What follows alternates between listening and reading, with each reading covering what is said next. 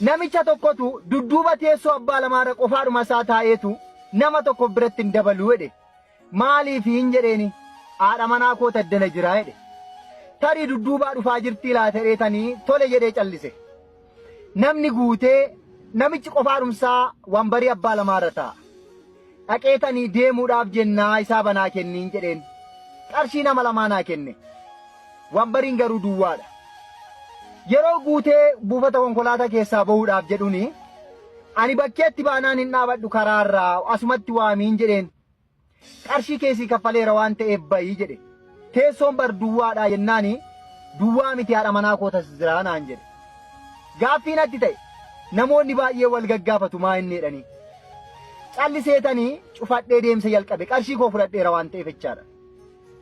Magaalaa Bishooftuu geenyee duwwaadhuma qofaadhuma isaa ta'a.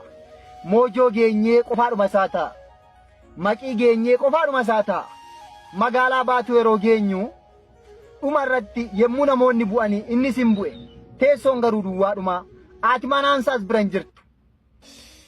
Sababii sammuun koo baay'ee gaaffinatti kaasee fi ofitti waamee tan gabbinaa seensise.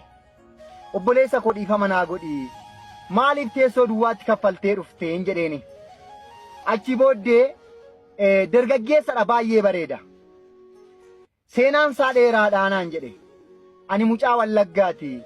Haati manaan koo immoo as mucaa magaalaa Baatuu kanatti dhalattedha. Baankii Awaash keessa otoo hojjennu wal barree. Achi booddee wal fuune. Erga wal fuunee waggaa tokkoo fi ji'a afurii. Erga ishiin nagattee boqottee garuu ji'a tokkodha. Deemsa irratti na jalaa boqottee mucaan dhalate suni maatii ishii bira jira.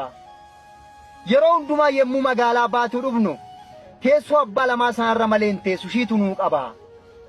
Yoo inni qabameera ta'e illee konkolaataa ittaanu eegganna malee teessoo biraarra hin teenyu nama dabalataa nurratti fe'u naan jetti. Karaa dheeraa kana yemmuu deemnu dabareedhaan walitti hirkannee rafaa deemna. Amala na balleessitee na biraa deemte. Akka tasaa namni yoo na bira taa'e ishiin natti fakkaatee irraanfadhee yoo namatti hirkadhe na kabaluu laata jedheetanii. Yemmuu lubbuudhaan jirtu ishiin naa kaffalaa ture. Amma immoo anatu kaffalaafi.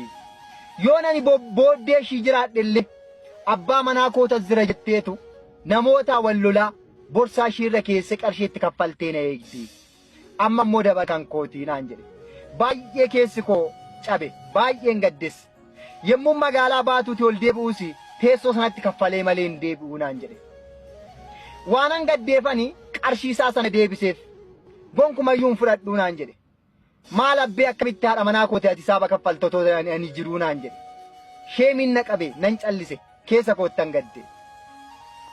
Akka gootani du'a jechuuni isa asuma dhaabadhuutii na eegi mana fincaaniin seenee deebi'aa jedhan miti. Biyyee seenaniin deebi'anii amma lubbuudhaan jirtanitti wal jaaladhaati wal kunuunfadha. Haati manaa fi abbaan manaa baay'ee akka wal cufanii waliin oodanitti algaa tokkorra rafanii ganama wal biraa deemu. Hin beekna namni baay'ee hin himatu malee.